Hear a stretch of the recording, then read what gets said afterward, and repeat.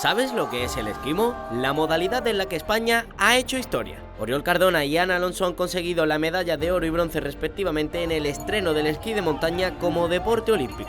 Ana Alonso se ha convertido en la primera andaluza en tocar metal en los Juegos de Invierno. En octubre sufrió un atropello que destrozó los ligamentos de su rodilla y solo 5 meses después ha conseguido cruzar la línea de meta como tercera en su disciplina. Cuando tuve el accidente siempre, de verdad, cuando yo dije no voy a cambiar mi objetivo, yo voy a seguir lo que puedo luchar por la medalla y al final mira, tengo la primera medalla aquí, así que no puedo estar más feliz, de verdad. Por su parte, el catalán Oriol Cardona ha conseguido el segundo oro en la historia de España en los Juegos Olímpicos de Invierno. 54 años después iguala a Paquito Fernández Ochoa, quien lo consiguió en 1972. Ha sido una descarga de emociones a llegar primero que no lo puedo describir. Ya son 7 las medallas olímpicas que España ha conseguido en la historia de los Juegos de Invierno. La Guardia Civil ha presentado su primer informe sobre el accidente ferroviario de Adamuz y la conclusión es que todavía no se sabe qué causó la tragedia. La investigación sigue abierta en todas las direcciones sobre el choque entre dos trenes que el pasado 18 de enero dejó 46 muertos y más de 100 heridos, uno de los accidentes ferroviarios más graves de la historia reciente de España. Los agentes manejan varias hipótesis. La más técnica apunta a un fallo en la vía. Se detectó la rotura de un riel y de una soldadura que unía carriles de épocas distintas. Ese riel podría ser defectuoso, el de la unión entre uno antiguo y uno fabricado en 2023.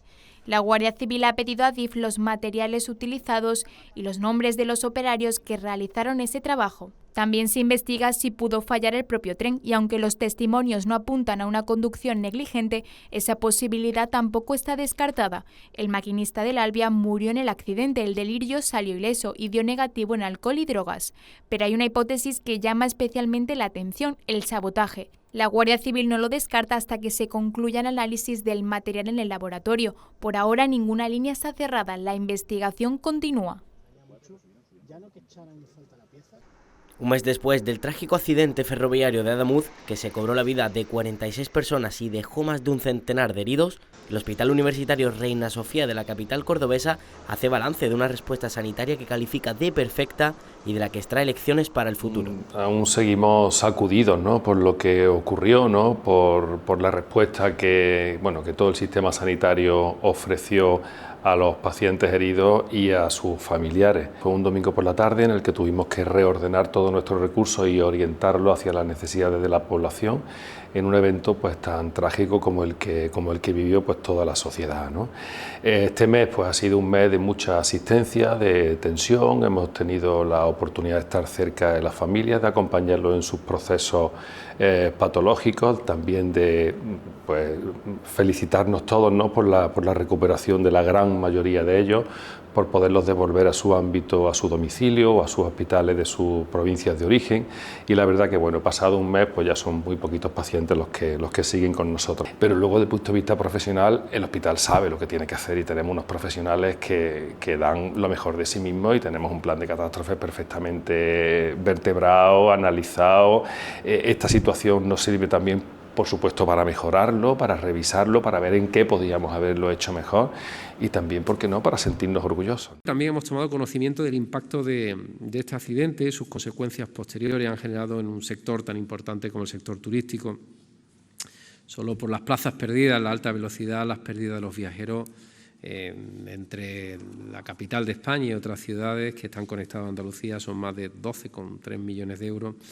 Y si los problemas persisten, las pérdidas en el primer cuatrimestre, según el propio sector, podrían superar los 2.000 millones de euros. Por tanto, también en este Consejo de Gobierno hemos debatido sobre cómo podemos, de alguna u otra manera, intentar aliviar. Las operadoras privadas Irio y Wigo venden billetes para el AVE entre Málaga y Madrid a partir del 1 de marzo.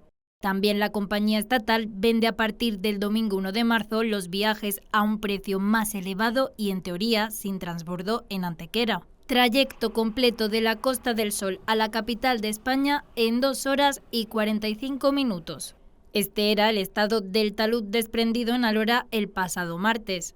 Un tramo dañado con esta ladera de 5 metros derruida el pasado 4 de febrero que afectó al murete, a la trinchera y a la catenaria. Según ha podido recabar 101 Televisión, el objetivo de Adif es restablecer la infraestructura lo antes posible, aunque el ente apuntó literalmente que no hay fecha concreta para la reapertura del tramo.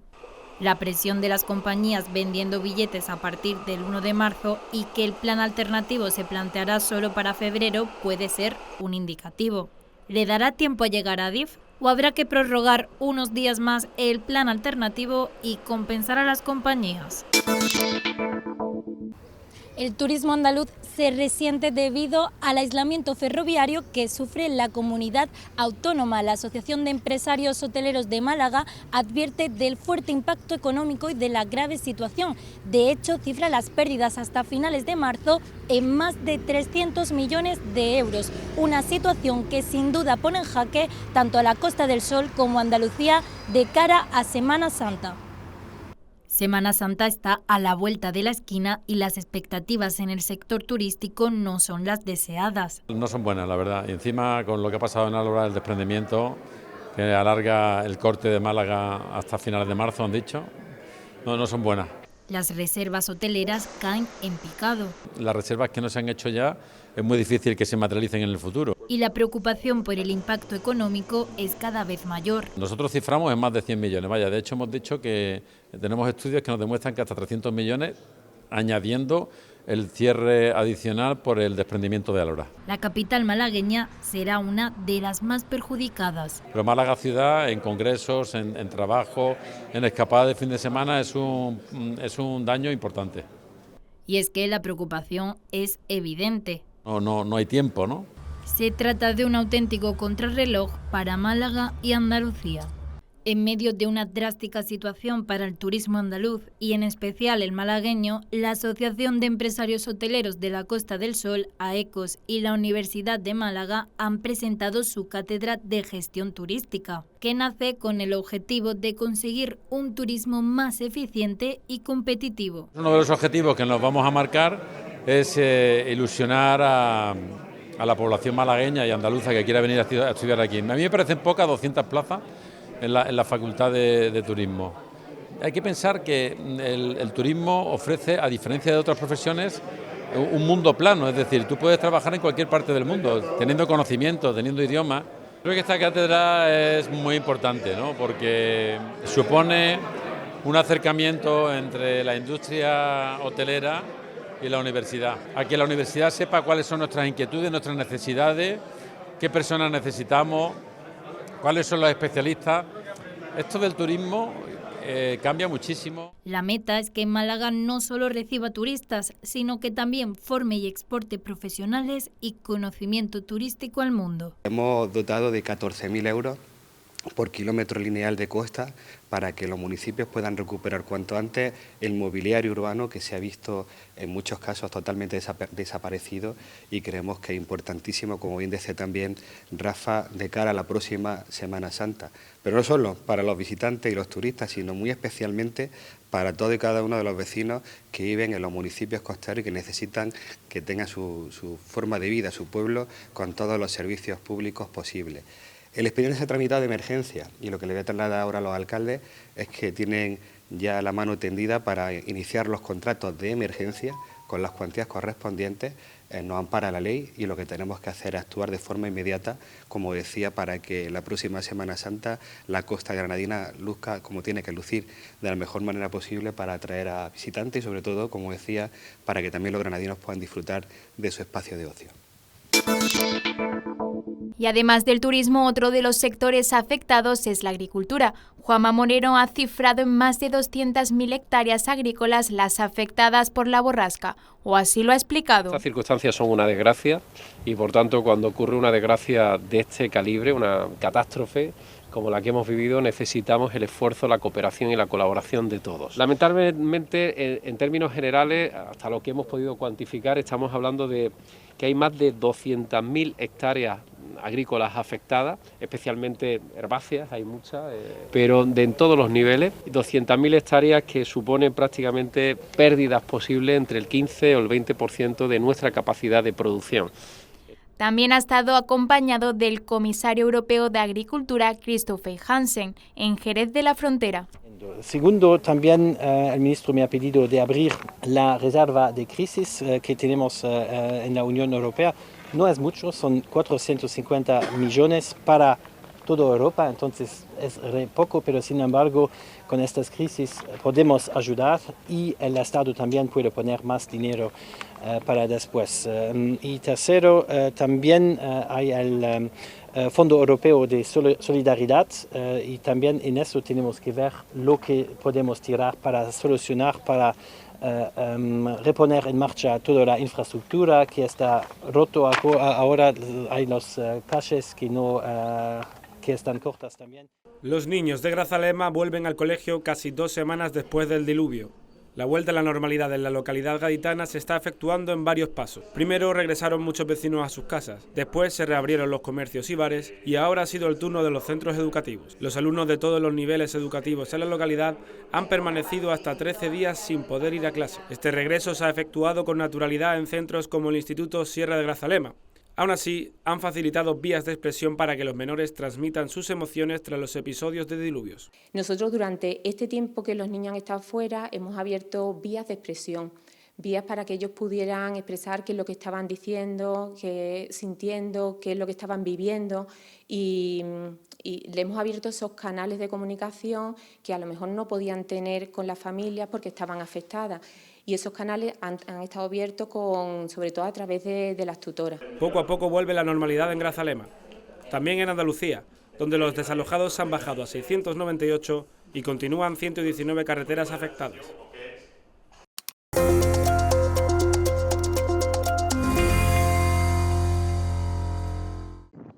El entrenador de fútbol base de Málaga, detenido por presuntamente abusar sexualmente al menos de 3 menores, ha ingresado en prisión provisional sin fianza tras pasar a disposición judicial. El detenido llevaba más de 20 años trabajando en el fútbol base de la provincia, varios de ellos vinculados a equipos de la zona de Benalmádena, pero hasta el momento tenía buenas referencias, según expresan desde el club donde entrenaba, el Conejito de Málaga, donde están muy sorprendidos y consternados. La investigación comenzó cuando los padres de uno de los menores descubrieron mensajes de contenido inapropiado entre su hijo y el entrenador.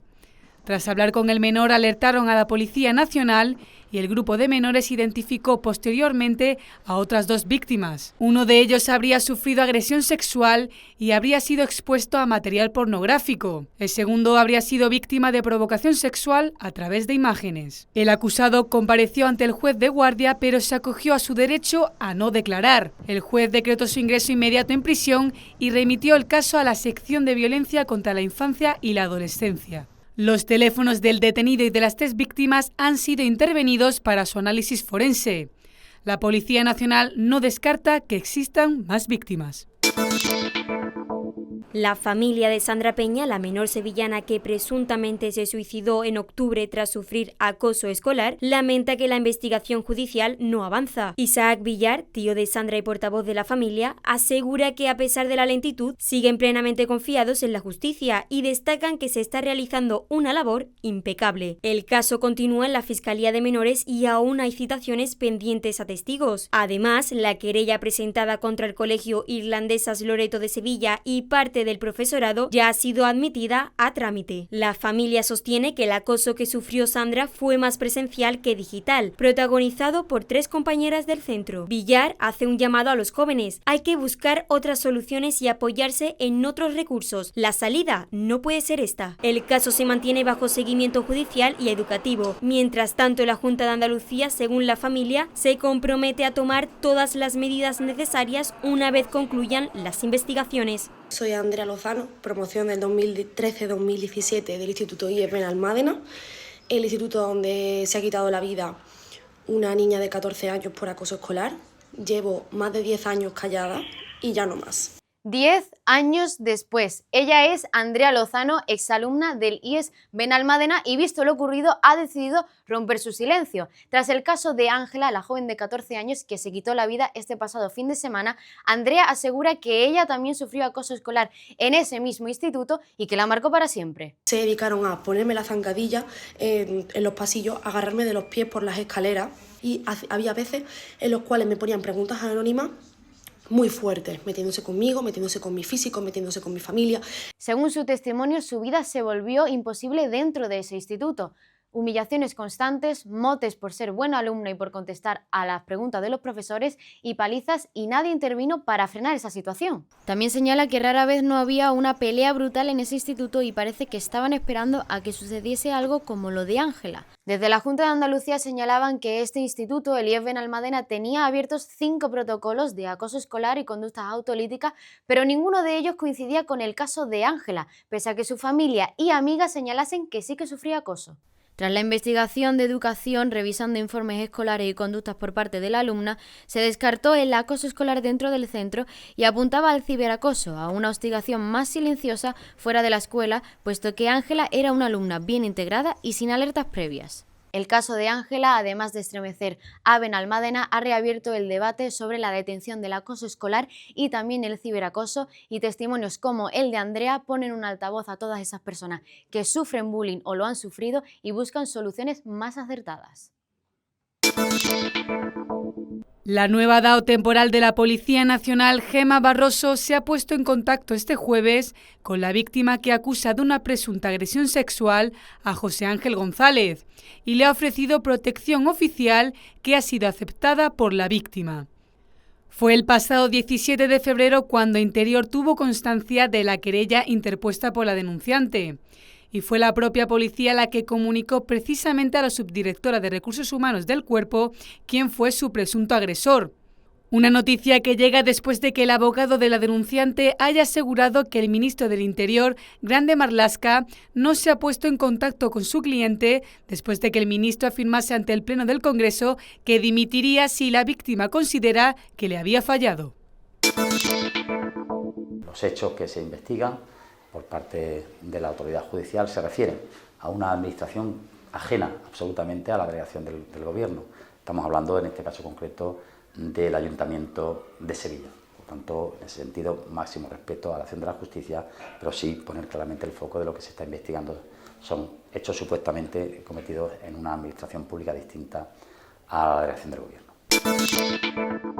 La Policía Nacional ha registrado este miércoles el despacho del conocido como Diony de Pinomontano, detenido por una presunta estafa millonaria a comunidades de vecinos en Sevilla. El administrador de fincas fue trasladado esposado y bajo custodia hasta su propia oficina, donde los agentes permanecieron alrededor de hora y media recopilando pruebas. Durante el operativo intervinieron ordenadores, discos duros y diversa documentación relacionada con la gestión de varias comunidades. El arresto se produjo el día anterior en Benacazón, cuando, según la investigación, se disponía a abandonar el lugar en un vehículo. Varias comunidades lo habían denunciado por solicitar créditos en su nombre y presuntamente desviar el dinero a cuentas personales, dejando los préstamos sin pagar. Las cantidades podrían superar hasta los 2 millones de euros. Y ahora los investigadores analizan el material incautado para determinar el alcance exacto del fraude. La Audiencia Provincial de Sevilla ha confirmado una multa de 5.700 euros a la actriz María León, quien fue condenada por delitos de resistencia y lesiones leves a un agente de la policía local. Esta decisión se produce después de desestimar el recurso presentado por 3 agentes que ejercían la acusación particular, así como por la Fiscalía, que había solicitado una pena mayor de 2 años de cárcel al considerar que los hechos constituyeron un delito de atentado a la autoridad. La sentencia permite a León evitar la prisión, manteniéndose la pena económica. La resolución del tribunal señala que las pruebas presentadas no justificaban una condena más severa. Imagina que para ir a trabajar debes pasar por esta vía en la que nos encontramos, la Avenida de Andalucía, una de las principales vías de acceso a Granada, sin saber que se encuentra ya dentro de la zona de bajas emisiones. Es lo que le ha sucedido a muchos trabajadores que ahora, 4 meses después de la implementación de esta medida, están recibiendo la notificación de las primeras multas y además se están encontrando con la sorpresa de que se les está acumulando. Comisiones Obreras ha denunciado las reclamaciones de varios de estos trabajadores que se encuentran con un acumulado de 200, de 1.000, de 2.000 y hasta más de 8.000 euros. Es el caso de Jorge, uno de los afectados por la demora en la notificación de estas sanciones, que acaba de recibir la primera, correspondiente al mes de octubre, pero que ya ha calculado que debe haber acumulado más de 6.000 euros de multa. Yo comienzo a trabajar y todos los días vengo desde Jaén y el pasado lunes 16 de febrero recibo una notificación en mi domicilio de Jaén. Esta notificación es una multa por pasar por una zona de cero emisiones y acudo a los organismos públicos para informarme pues, de cuál ha sido la problemática. Desde allí me comunican que efectivamente es una zona de cero emisiones y que voy a recibir una multa, una por el mes de octubre, una a la semana en el mes de noviembre y posteriormente una de forma diaria. Si no recibo ninguna notificación, no tengo posibilidad. El ayuntamiento, ante la consulta de 101 Televisión, rechaza hacer declaración al respecto. Si bien incide en la campaña de información previa a la puesta en marcha de la zona de bajas emisiones y afirma que estudia la situación especial de Jorge Martínez. Su caso no es el único, según denuncian desde Comisiones Obreras, y es que fuentes sindicales aseguran que existe toda una aluvión de reclamaciones de trabajadores que se encuentran en estas circunstancias y que por ir a trabajar sin saber que estaban cruzando a una zona de bajas emisiones, llevan acumulados miles de euros en sanciones. Málaga vivió el miércoles de ceniza los primeros actos de la Cuaresma. Desde la Iglesia de la Aurora y la Divina Providencia partió el traslado de la imagen de nuestro Padre Jesús Nazareno de Viñeros hacia San Julián, donde permanecerá en veneración hasta el viernes. El Cristo fue portado por los miembros de la agrupación musical de San Lorenzo Mártir y acompañado por la coral polifónica Voces de Viñeros. El Nazareno de Viñeros presidirá el Vía Crucis oficial de la agrupación de cofradías de Málaga el próximo viernes, que podrá seguirse de forma íntegra en 101 Televisión. Poco antes del traslado, la banda de cornetas y tambores del Real Cuerpo de Bomberos de Málaga ofreció un concierto en la misma iglesia de San Julián. Es un acto ya habitual de la Madre y Maestra, que de esta forma da la bienvenida a la Cuaresma malagueña cada miércoles de ceniza.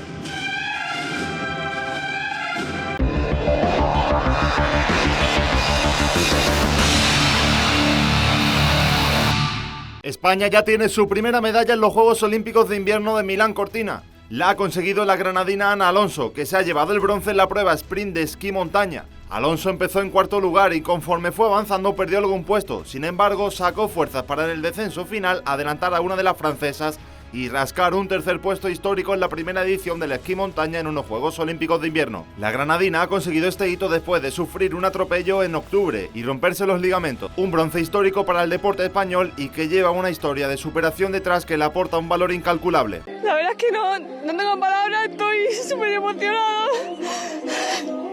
Solo a ti que gracias de verdad a toda la gente que ha estado conmigo todos estos meses, porque ha sido súper duro.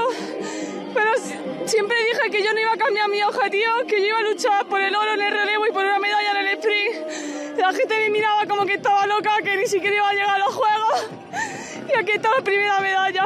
Justo después llegaría otra gran noticia. El español Oriol Cardona ha logrado el oro. Lo ha hecho en la misma disciplina que Ana Alonso, sprint, esquí montaña, pero esta vez masculina. El catalán tenía expectativas de ganar y lo ha conseguido con un tiempo de 2 minutos 34 segundos, sacando 1,5 segundos al segundo clasificado. Cardona empezó en segunda fila y lanzó un ataque espectacular tras la transición para ponerse primero. Conservó el puesto y se llevó el esperado y celebrado oro. Se trata del segundo oro olímpico de invierno para España en su historia, rompiendo una sequía de 54 años desde que lo consiguiera el madrileño Paquito Fernández Ochoa. Un olímpico, sí, tú. Mucho trabajo detrás, estoy abrumado. Esto es increíble, o sea, tenía unas ganas de sacármelo de encima y ya. Ha ido bien, perfectísimo. La carrera ha salido todo bien y me encontraba súper bien. Y al llegar a meta ha sido vaya sensación.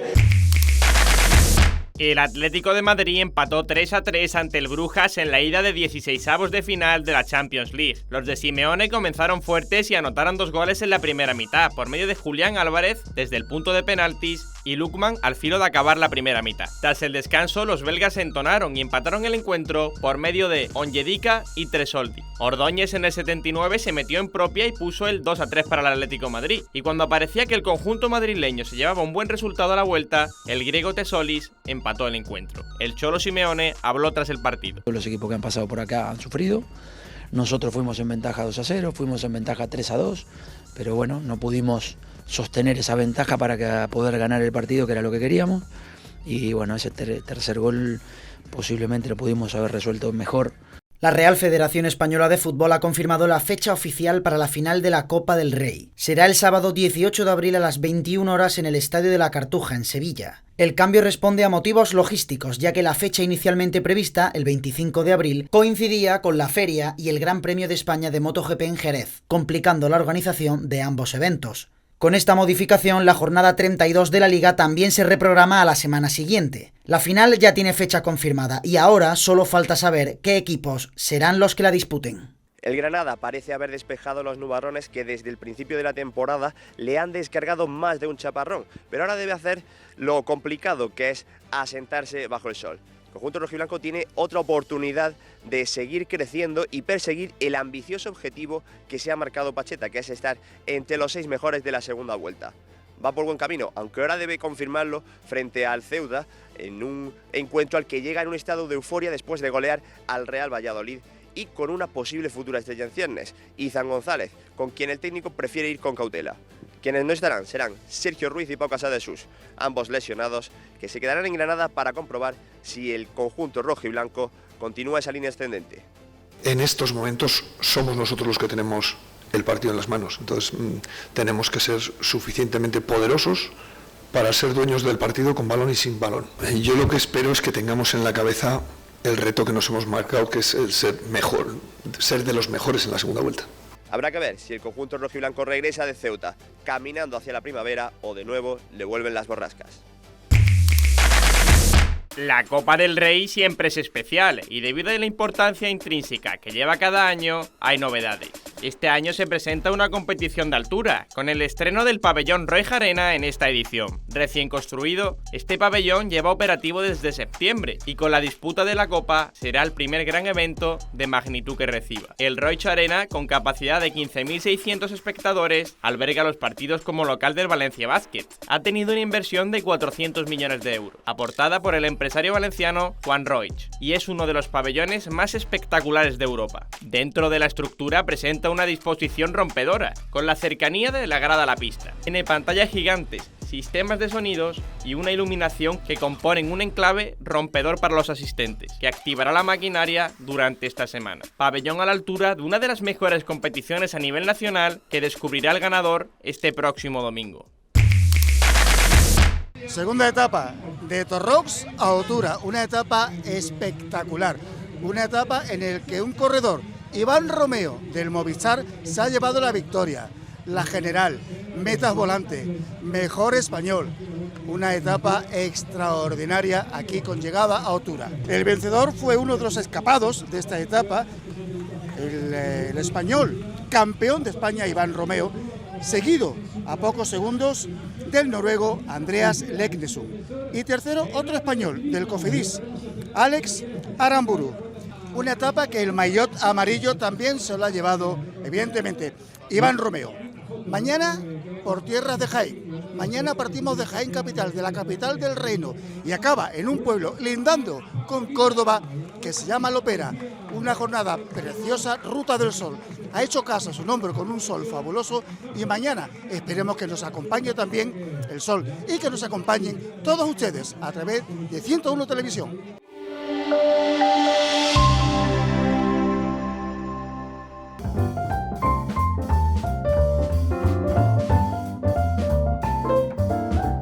Bodega La Pitarra patrocina el tiempo.